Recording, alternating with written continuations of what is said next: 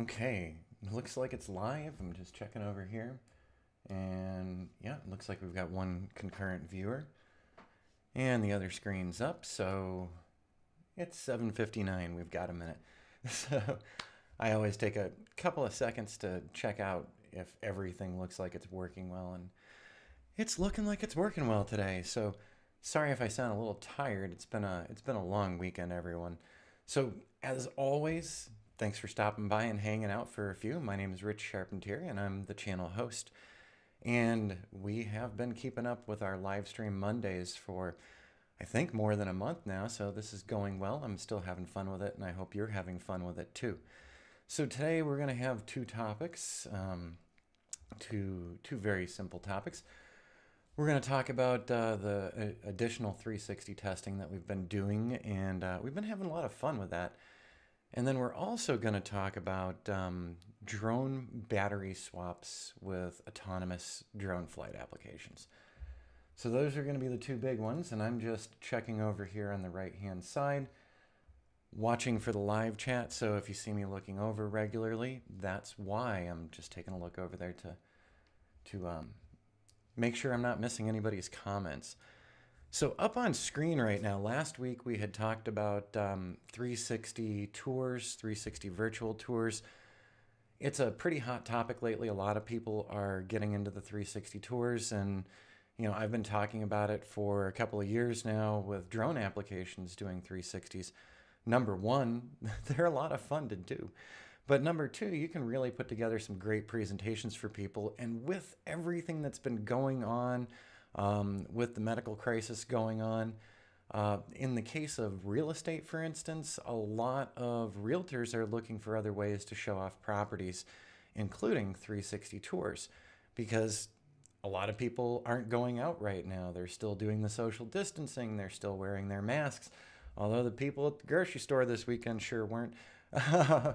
But so letting people have a different way of visualizing a property and make some decisions is a great thing to do. So in addition to, your regular photography, getting these virtual tours in might be helpful to your business, both from a drone standpoint and a terrestrial standpoint. And good morning, Ray. Thanks for popping on in. Good to see you here this morning. And so we're just getting started up here. But the other week, Jodi went out and did a bunch of 360 images in downtown Prescott. I went a couple days before with her, and then she went again on last week's live stream. So yay, Jodi, thanks. And so she's been playing around with some more of the 360 cloud software. So last week we had taken a look at a couple, and I think we found our favorite, and that's Kuula, Kuula. I still like CloudPano. I still like Theasys. I've been playing around with a couple others. But I like some of the features on Kuula, so that might be one that we're going to be using. And so let's just take a look here really quick. So Jodi went out with a Insta360 One X. I've had that here in the studio for a little bit now, and it does not produce the highest quality stuff out there. So let's just go ahead and say that right away. There are higher end 360 cameras. There's always the option of using your digital SLR with a very wide lens, let's say an 8mm if you're doing a crop sensor. And then you need some other setup gear. And with that in mind, in the very near future, we're going to be testing some other things. But so this is something that Jodi was actually putting together last week. And so she was having a little fun with Where's Waldo moments, because she pops up in almost every one of the images when you're out there with a 360 camera, plopping that camera down somewhere. Somebody could walk by and grab it. So if you're hiding behind a tree or something to do a 360 pano, you might lose that 360 camera pretty fast and easy. So there's Jodi doing the setup, because since this was for testing, it's not anything official or anything. But she ended up putting together a really nice tour around Prescott's Courthouse Square. So this is Kuula, and this is the Insta360 One X. We'd love to see one of those Theta Z1s come in here, but they're back ordered right now, and they're also just a little pricey. So she actually went through the picnic areas, took you up the Courthouse Steps. The Prescott Courthouse is a very famous and historic location right across the way from historic Whiskey Row. So it is an interesting place, and some people could be very interested in walking tours of places like this, especially if they're not able to get out and about right now. She also had met one of the security guards over here who was asking, hey, what? So it is a conversation starter as well. And then getting over to Montezuma. So as you can see, she really went to town with doing a lot of these different links from scene to scene. So very nice stuff. And once again, like I said, you know, this isn't one of the highest end 360 cameras out there. It does a nice job. I mean, when you're looking right at something, it looks pretty good. The distortion on the edges and the pixelation on the edges is something that bothers me. And through our testing of different 360 software, we have seen a marked difference with the same images using different ones like CloudPano. Very nice, very clean with this. Theasys is not quite as nice and clean, but I do like some of the features of it. Cool is kind of somewhere in the middle, and what I really like is the fact that I can actually read these signs, and I can read the signs on the different buildings along the street side. So, I mean, you can look over at Bashford Courts here, and you see world's oldest rodeo. Is that 1888? Yeah. So very readable on other 360 platforms that we've been testing. Not as readable, so same exact images. So something's different in their special sauce, I suppose. CJ, thanks for being here. Good to see you. So like I said, I'll look over occasionally to make sure if I'm missing anything. So if I miss you for a minute, it's because I'm looking over at these screens. So I do apologize in advance for that. But so, you know, we were having that fun with testing these out on the historic courthouse location in Prescott. There's Jodi again, so there's the whole "Where's Waldo" moment. And we're going to go through and actually do a serious one now that we've settled on a couple of things that we want to do. So we'll be talking about that in future live streams and probably regular future videos as well. So, you know, the virtual tours, number one, you see everyone running around with the 360 cameras or the DSLRs. Let's not forget our drones. You can do some amazing stuff and amazing 360s with drones. Let's see, landscapes may push the One X to its limits. Yeah. Yeah. And the inside shots. Yeah, no problem. Glad to be here. Well, thanks, both of you. So Ray and CJ, and I know that there's other people on channel too. So good morning to all of you as well. And yeah, you know, Ray, it's in testing it out, we have the rental house we're in is very dark in the living room, and the One X really struggles in there. But we have some other ideas, and we're going to be doing some things within the next couple of weeks, actually. So I've ordered something, and it will be here on Wednesday. That's all I'm saying. I'm leaving it right there, but it should be interesting. And no, it's not a Theta Z1, because they're on back order everywhere, so you just can't find one. So one of the other nice things, so Jodi bringing it up to the Bucky O'Neill statue here, and you'll see we've got these, you got the icons for cameras, and so there we go. She actually took some regular still photos of notable locations as people are taking the tour. So that's a nice touch. And you can do it with just about all of these 360 viewer softwares. You know, like I said, I like CloudPano too. I like the results on CloudPano. It's actually missing a couple of features that Kula has. So there are some additional settings. And if you'd be interested in an actual walkthrough tutorial of one of these, let me know either in the chat window or in the comments below if you're seeing this on replay later. But you know, Theasys especially had so many extra features and options, just amazing with all the additional tools they give you. But that also means that you're going to be taking longer building these tours. Now, if you want the simplest, fastest, and really clean looking one, I'm going to say that it's CloudPano. Very impressed with their viewer. But they don't have some of the extra tools and buttons and fun things, because I love being able to limit the zoom factor on this. I like being able to limit the tilt so that we're not looking straight down. Maybe we see that part of our invisible stick that we're supposed to, you know, it's supposed to be invisible. Well, you can let people tilt down to a certain point and then stop them on Kula. So I really like that. that's why I think that's one of the ones that I'm going to be sticking with here. And so I'm just looking around. Let's actually go up to the Courthouse Steps, and then she took us over. Yes, she did. Let's so we've got the Yavapai County service flag. So she really went to town with the idea of documenting the whole courthouse area and some of the notable things that you can see. The courthouse is also very famous in the winter for the lighting of the Christmas tree. Let's look over here. Yeah, so they've even got the water fountain there. So she got the water fountain and she curves you back around.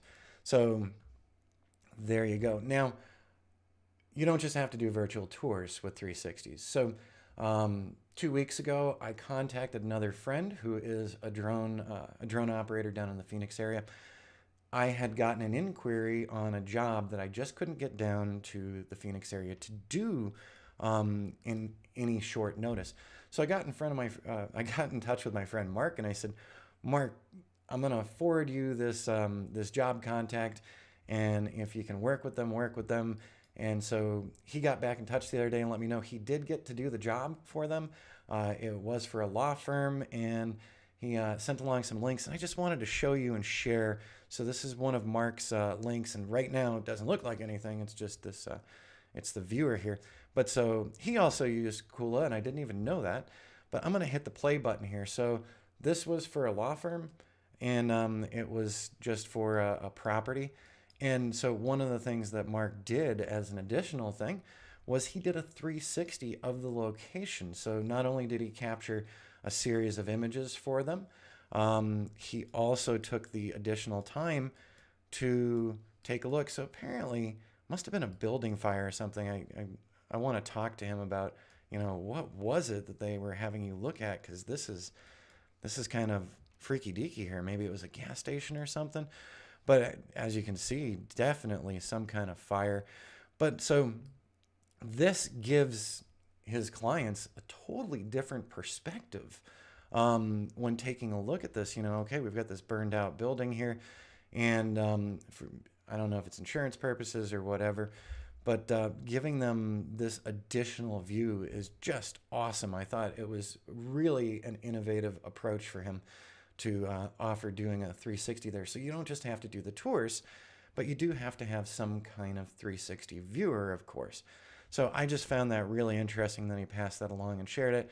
And I wanted to share that with you because just it's another application of the tools that we have. So, you know, as we're working with drones more and more and the latest digital imaging more and more, we keep having all these opportunities to develop new niches or to add things to our own presentations. So just something for you to think about. You can go into your historic downtown, or you can, you know, you could use this for your drone services. There's just so many ways to go at this. And then there we go. We're back on the courthouse.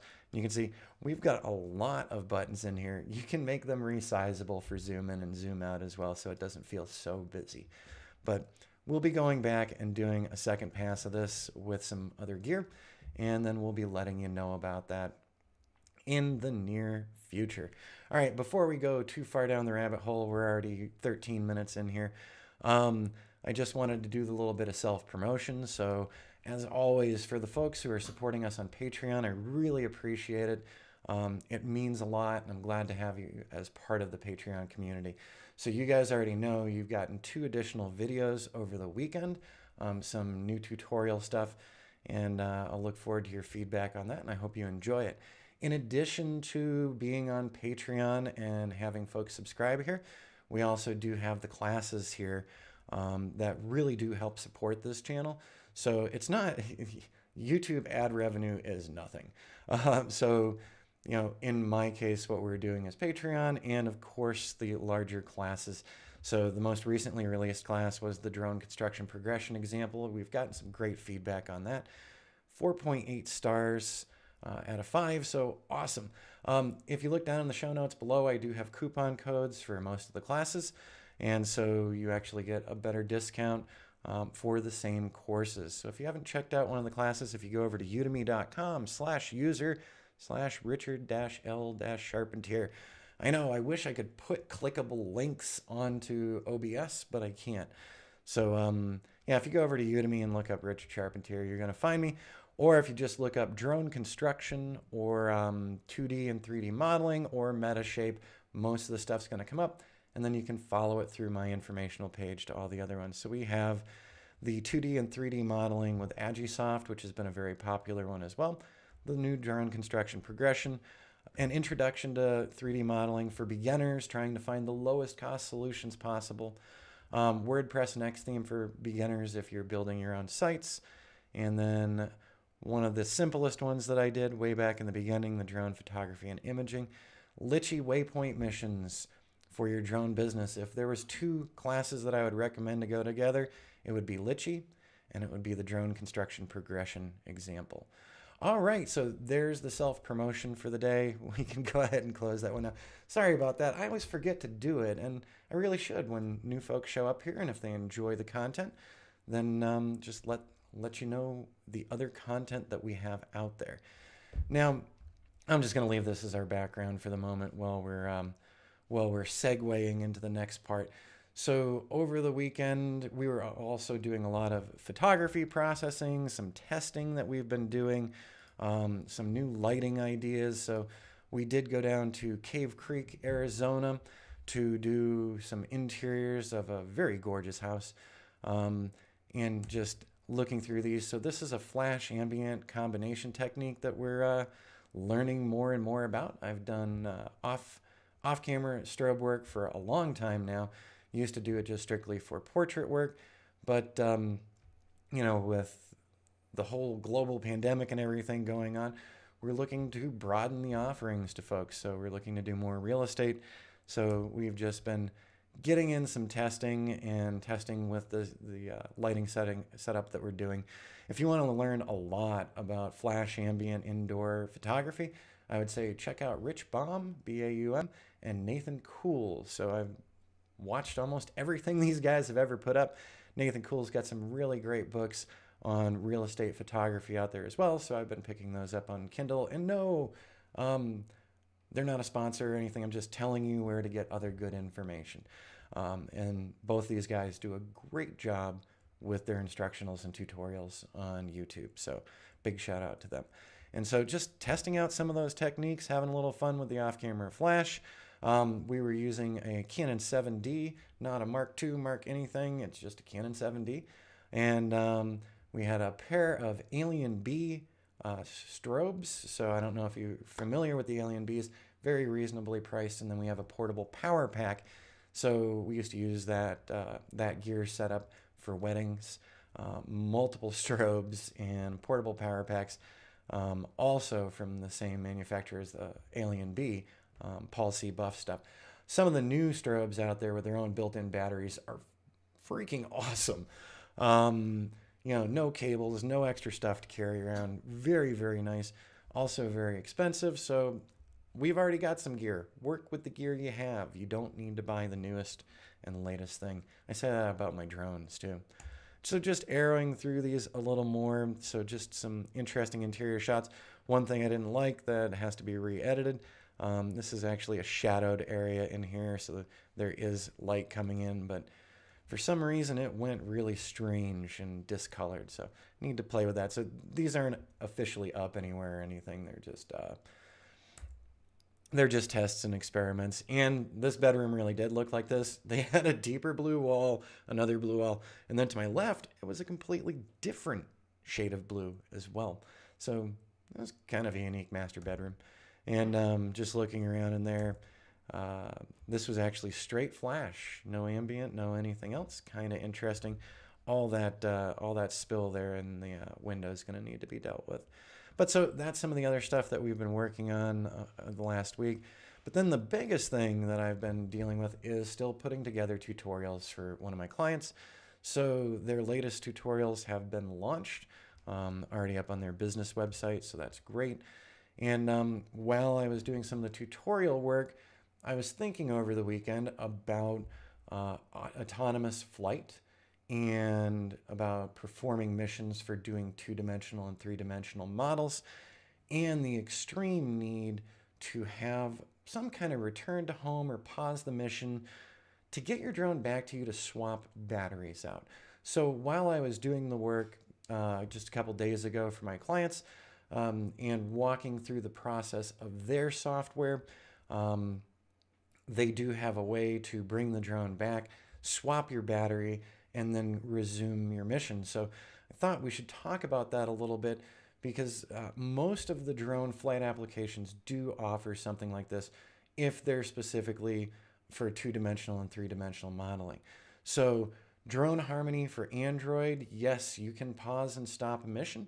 You can bring the drone back. You can swap your battery out.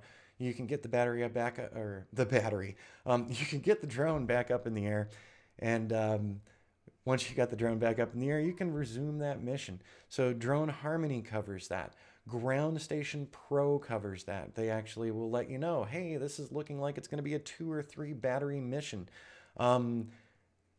Map Pilot does that as well. So I wanted to take a look, and so what I'm doing here, I'm looking down at my my iPad for a moment, and we're gonna do a screen share here. So we're gonna just set up screen mirroring, and we're putting that to Richard's Mac, and now I'm gonna have to plug in this code. So 1858. All right, let's say okay to that, and let's just tap outside of that windowed area. And so I'm going to minimize this one, and so we're looking on an iPad right now. So hooray for iPads, right? I'm just going to bring this over here so it's not so cluttered. And of course, the iPad doesn't fit the screen window perfectly, so we got all this extra real estate here. But so first off, let's take a look at DJI Ground Station Pro. You know, I did a Ground Station Pro video like a year ago or something. It's still my most popular video. Thousands of views every month. So we will be doing a new course on Ground Station Pro for flying missions this summer. So I've already started working on it, but my client jobs come first. So that class probably we'll see by the end of July. But let's just go ahead and tap into Ground Station Pro here really quick. And it's pulling up my mission. So if you're not familiar with the Ground Station Pro interface, here it is. My missions, it's always slow to warm up, and it's got my aircraft model right there. This isn't all the distance I've flown, so you see, 15 hours of flight time, 170 miles. This is just from here. I have flight time in other applications as well. So this is just the flight time with Ground Station Pro. I'm going to tap into my missions really fast, and then let's scroll way down. I'm looking for something to make larger, so I'm going to pick this one out here. And this is definitely not big enough, so I'm going to go ahead and hit edit because I just want to show you what these apps will tell you about your flights. So just looking back over here, all right, we're in edit mode now, so I'm just going to drag this out. I'm not going to save this after because this is actually a mission that I want to reuse. So I'm making the mission area a little larger. And like I said, I do have another video on YouTube right now. So if you're not familiar with Ground Station Pro, if you look that up on my channel, you will find the Ground Station Pro and Mavic 2 Pro little tutorial.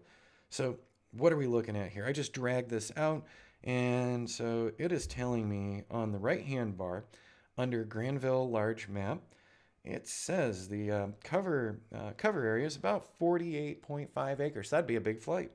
And let's see, how high above ground on this? It's 145 feet above ground.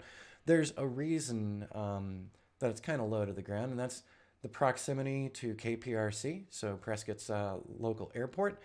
And so I can only fly at up to 150 feet above ground there because we are in their grid pattern. So using LANC, the low altitude low altitude authorization system, I can fly there at 150. So that's what I did when I was doing these before. Now it's telling me that it's a 48 acre area there. And if I slide this over, here we go. So they've got several informational menus on that right-hand toolbar. So what I want you to take a look at is that it says flight time estimated is 24 minutes and 51 seconds. And so according to Ground Station Pro's calculations, because we're supposed to get a little more battery life, right? But according to Ground Station Pro, it's saying, yeah, this is probably going to be a 2 battery flight here. So right under that 24 minutes, it says, hey, 2 sets approximately. Let's make this model even bigger. Let's pretend that we're way out there and we're doing something giant. The moment that I made the change to the map area, you should see now it's a 42-minute flight and approximately 3 batteries. So that's great information right there. They're telling me right away before I'm starting the flight, before I go out and I do my walk around to make sure that we don't have obstructions, I already have a really good feel for how many batteries should you be bringing with you, Rich. Well, it says that I should be bringing 3, and then I know that I'm going to do 2 other flights with some other things. So, maybe I need 6 batteries for today. This is a great way to, gauge where you're at in your flights. So when you're flying Ground Station Pro and you're getting to the point where it's time to swap the battery, you can pause that mission. You can fly the drone back to yourself, land the drone, pop the battery out, pop the new battery in, power it back up, and it's going to let you continue your flight mission. So absolutely fantastic. So Ground Station Pro definitely covers it. I believe Pix4D's, one of their newer versions, they also do cover that.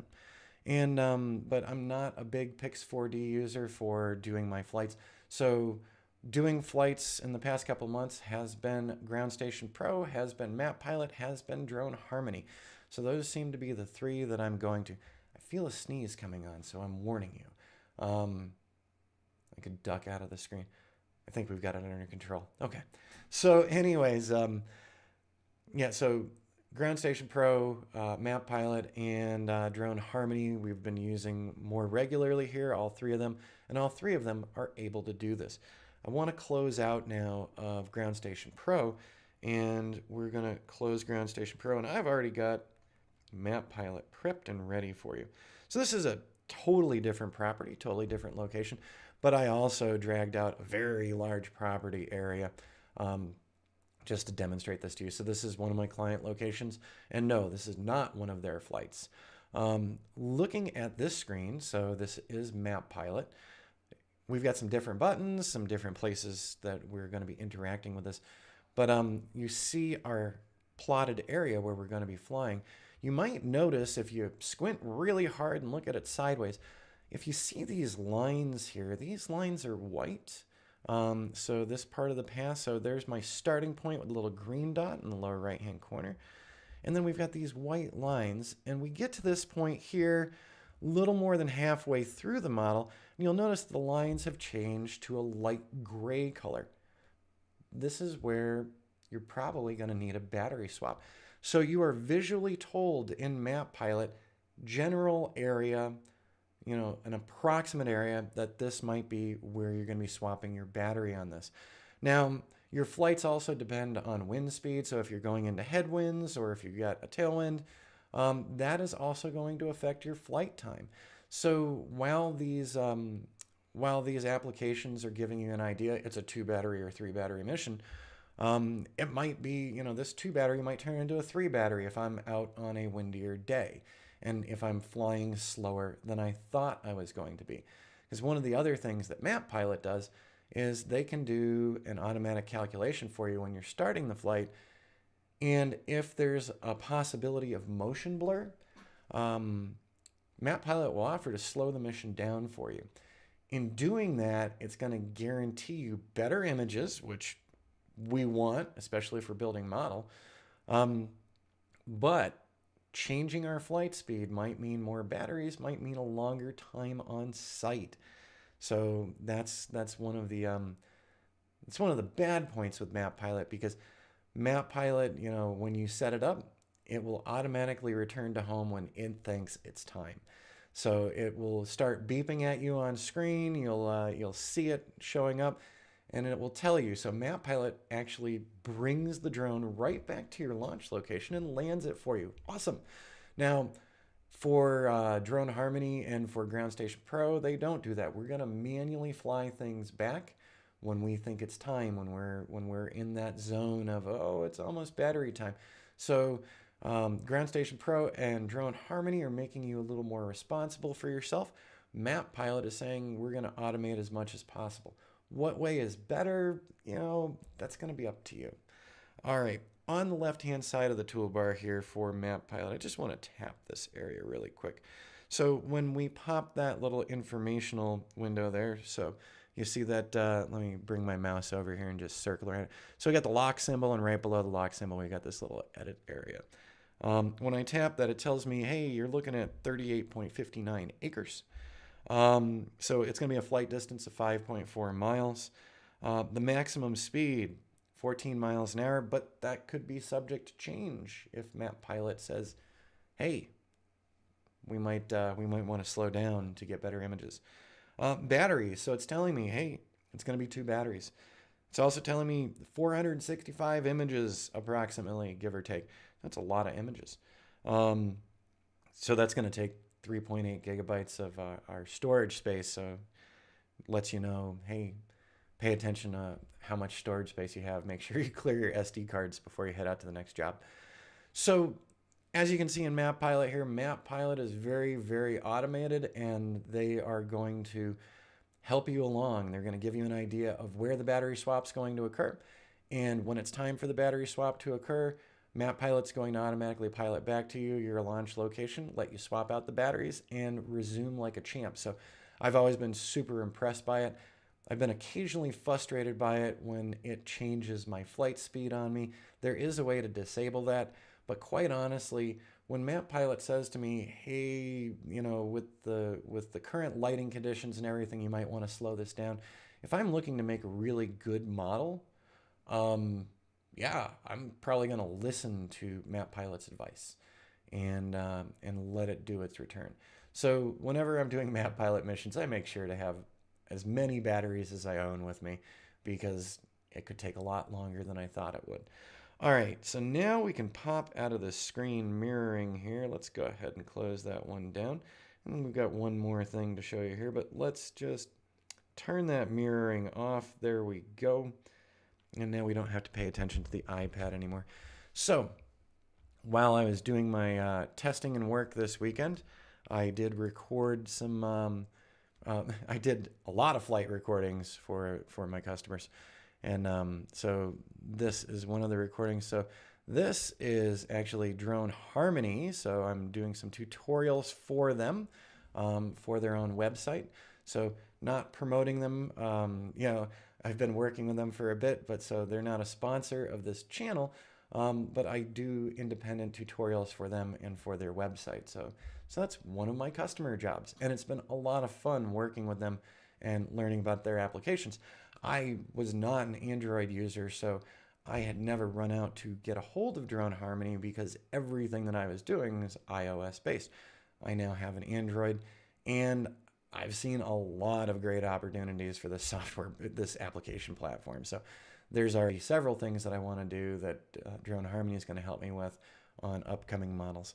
But so while I was doing their tutorial video, I got to a point in the video where, as you can see on screen, I was getting ready to pause the mission. So I was running through an example of what happens when it's time to swap a battery in Drone Harmony.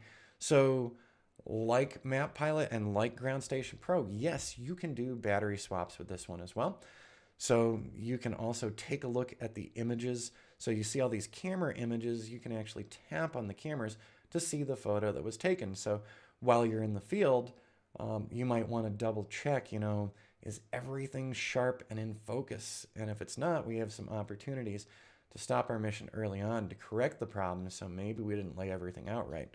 But so in addition to being able to check out the images on the go, you can pause your missions here. So if you just need to stop for a second, or you can fully stop the mission, manually fly the drone back to your landing area. Once you've gotten to the landing area, you could do your battery swap, you know, pop that new battery in, power it up, reconnect to Drone Harmony. And then after you lift off, you can go ahead and resume that mission as well.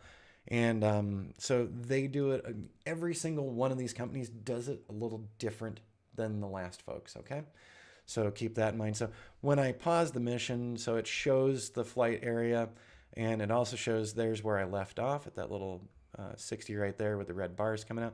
And then over in the right-hand corner, they got a little play again, so they got to resume. So after I've paused it here, I can go ahead and resume, and the drone's going to carry on its merry way. So So there you go. And I can't walk you through this live screen right now because I don't have the Android plugged in to my iMac. So after you stop the mission, so we've stopped it and I'm flying the drone back here. I land the drone. So there we go. We see the drone's landing on the patio area again. And so it's all happy and landed. But here's what's really neat. So when you go back through your execution menu, and by the way, patrons over on the Patreon channel, you will find these tutorial videos from this weekend. Or if you run over to Drone Harmony's website, you'll find the tutorials.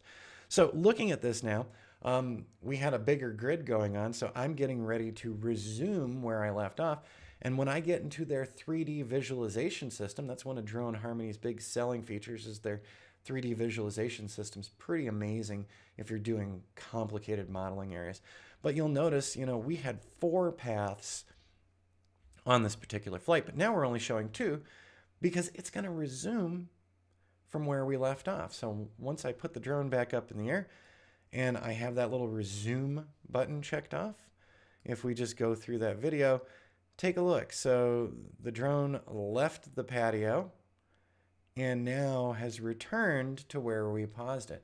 So that's the whole reason why I thought of doing this live stream today, since I was working with the Drone Harmony application and working on battery swaps and extended missions. It got me thinking about the other tools that I use as well. And I don't know that everyone is familiar with the fact that you can swap batteries on bigger missions. So if someone approaches you and says, hey, I've got this huge property for you to look at, just know that yes, you can actually swap batteries and do bigger acreage areas. And I see over here, Ray, would you swap the SD card when you swap the battery? That's going to depend if you're really full or not, how many passes you've done. Normally, when I've been doing bigger modeling areas or bigger raw land, I keep getting a lot of raw land requests lately. But when I'm doing these, before I go out to them, I make sure to clear that SD card off beforehand. So when I get to the job location, I want my SD card empty. I've forgotten to do it a couple times and nearly screwed myself a couple times because of it, because I didn't want to lose the other images. So I've got a couple of micro SD cards, of course. But when you're sitting down and doing these plans, all 3 of these applications, Ground Station, Drone Harmony, Map Pilot, they all tell you an approximate number of images that you're going to be taking. So all 3 of them will tell you that. And then you're going to know, hey, how much storage space do I need? So I've never hit a moment yet, I'm saying yet, where I've had to swap it. But yeah, you could swap out the SD card and continue the mission. So that is completely and totally possible. Boy, that'd be a huge mission, though. That'd be kind of crazy. So there we go. Once I've let this thing go on again, it starts dropping off its images. By the way, I wanted you to see, let's rewind that. As it came around the corner, it kind of went off track just a little bit. I found that interesting and not problematic because I had some wind going on while I was doing this testing.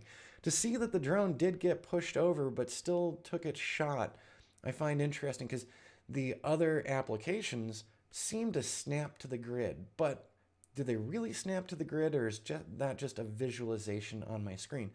I'm not sure. But this to actually see on the screen live, when sometimes I get pushed off my line due to wind, due to that impacting me, I find that a little interesting because I think maybe this is a little more honest about exactly where my shots are going. So let me see here. Let me move this over. 420, I've modded the unique Typhoon to do mapping and battery hot swap. Biggest mission was 100 acres. Awesome. Yeah, that's the big thing is just being able to swap those batteries out. And wow, you got a unique. Those I've looked at those before. They are cool. So awesome. Hey, is there a specific software package or application package that you use for the unique for doing that type of modeling? I'll look back over in a minute because I know there's a weird time delay with when I'm talking to folks here. So when you type something, it doesn't show up immediately. But so, yeah, I was very interested in Drone Harmony actually showing me that slight deviation because maybe when I'm looking at my model, I might have some problematic areas. And if I look back at this flight area, I might say, hey, you know, this is where I went off course a little bit. This is where I got pushed around by the wind. So maybe that's one of the ones that I'm going to have to do a little more with when I'm doing my image alignment in Metashape. Well, and it could be anything else, Pix4D or your choice of cloud service. I use Metashape. So I'm still looking over because I want to know what you're using for the unique. Okay, so that is that with this one. I'm going to close. Oh, well, actually, I'll just fast forward through a little bit. So it finishes dropping its images. And one of the other things that I do find likable in here, you've got some extra information right up here. I'm just circling. I'm circling on this map again with my mouse, and you see this 12:36 PR. That's my finished flight with Drone Harmony. So if I click on that, when I click on that, what happens? Let's just fast forward. When I click on one of those, it shows the camera symbols. Here's what's really neat. So I've got the drone, I'm landed, and right in this interface, right in this map interface, I can tap on one of those camera icons and I can see the image that was shot. So I can quickly gauge, hey, am I out of focus, in focus? Yes, the other ones we can check out our images afterward too, but I like the fact that this is right there in the interface available to me right after I'm done with the mission. So that's one of the selling points for me on this one. I like that a lot. So what happened here is it's showing me the first flight path where we started out. So we got that left-hand side, go over to the right-hand side, and then it paused or stopped here. And if I fast forward a little more, it will show when we resumed. So I'm just dragging this over here. There we go. So there's our second half. When we resumed the mission at 12:41, it picked back up in this row and started continuing on. So let's see. Okay. All right, everybody else who stumbles across this video. So you're using Data Pilot for planning, H520 model, and to execute the mission, H920 waypoint mode. You can check on the unique pilot's form. Hey, thanks for that 420. So anyone else in here, if you're a unique person as well, so here's what he's setting up with. See, I need to get some more drones in the stable so I can do some more testing with them. But yeah, not going to break the bank doing that just for testing. But if there ever comes a moment, because yeah, I would love to fly one of those. Very cool. It's a little cheating because the H480 is not made for mapping at all. Well, you know, I mean, you can create models by hand manually. You can do that. And I know that some of the 3D visualization software out there, including Metashape, you can take a terrestrial-based DSLR and photograph around my Hydro Flask here. I really want Hydro Flask to sponsor this channel because I love their water bottles. Sorry, I had to have a smart aleck moment there, and my throat's actually dry, so 1 second. But so what I was starting to say, that's not cheating at all. You know, we can make 3D visualizations just with our regular camera. So we can make a visualization of this Hydro Flask. So I could set this up on a turntable. I could break out my Canon 5D Mark II. I could take some photos of it. I could get those photos into Metashape, and I can make a three-dimensional model of this. Or I can walk around a house exterior with a still camera, get shots that overlap by a good bit, maybe up to 50%, and then we can create a model from that as well. So our 3D modeling is not specific just to drones. So, you know, we've got Pix4D out there and we're all like, that is the drone solution.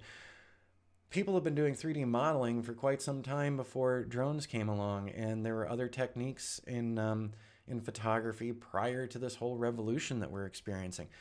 So there is a lot more that can be done. So, you know, if I fly a really steady flight, or if I pre-program some routes with Litchi, and Litchi doesn't have a grid setup, but I could still make some waypoints, you know, some paths, and I could probably make a model out of that. And also, you know, when you're done with your regular top-down modeling, there are opportunities to orbit structures that you're working on, and I've done that in my Introduction to Metashape class. Oh no, I plugged myself again.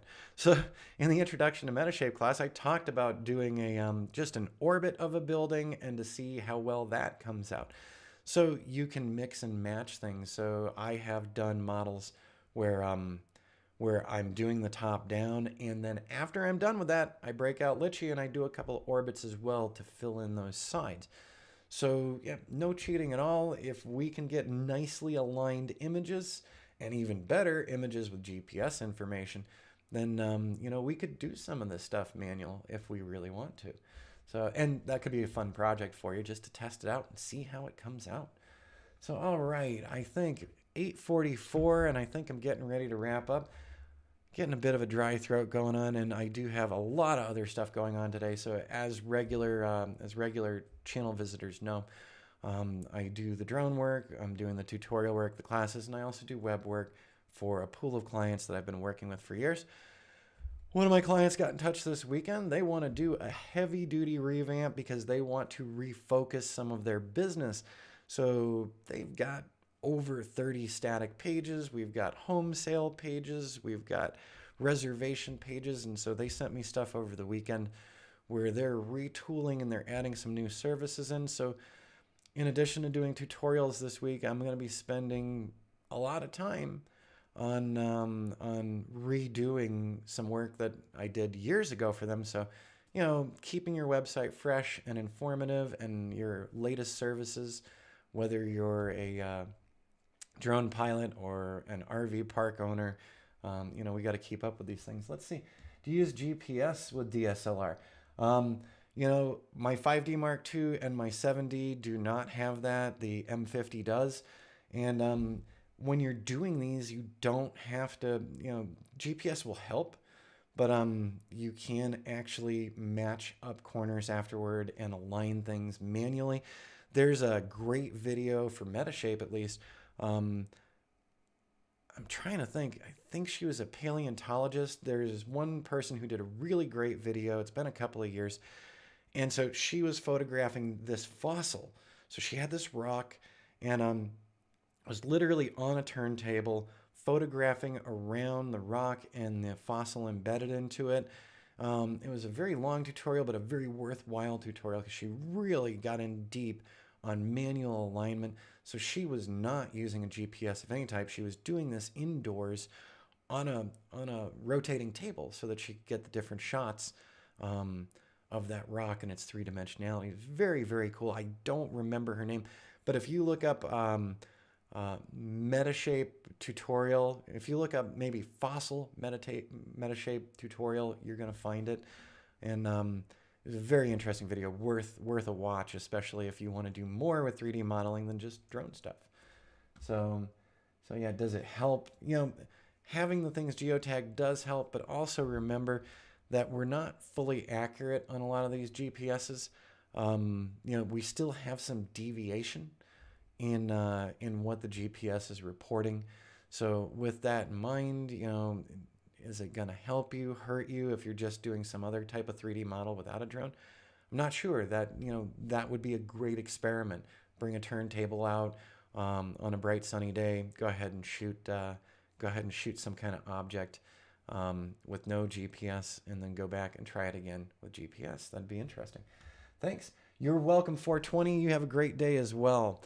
And yep, so like I was saying, what I'm going to get to next, we've got a lot of client work going on. And this was also kind of a not fun weekend, so I've been under the weather for the weekend. I've mentioned here before, I had a Hashimoto's weekend. So that's one of my challenges with my business, and part of why I like running my own business, because when I'm not feeling so well, I can actually work around things and do my own schedule. So that's one of the nice flexible parts of working for yourself, right? All right, but I'm feeling a lot better today. So we'll have a good day and we'll get the rest of the jobs done that we need to today. So as always, I hope you all have an awesome start to your week, and I hope you have some fun and interesting flights. And I hope you do a little experimentation as well. There will be more flight here this week, of course, because I'm going to be doing some more tutorial work. But I'm always watching the wind here because the winds in the northern desert are ridiculous sometimes. And last week, there were several days where I couldn't fly because it was just stupid wind. So We always have to work around that as well. And, you know, one of my clients last week, I had to pass on flying for them one day because it was just so darned windy where they needed the images. And I had to go out to their location on Friday because it was the best day as far as wind was concerned. So get out there, do your own testing, watch out for those strong winds, and have a lot of fun. And like I said right at the start, so folks on my Patreon channel, a couple of new videos up there, and there should be a couple more before the week's end as well. And also for everybody, YouTube, Patreon, whatever, we are planning on doing some more tutorial classes on Udemy. So keep a watch out. We'll be talking about Ground Station Pro first.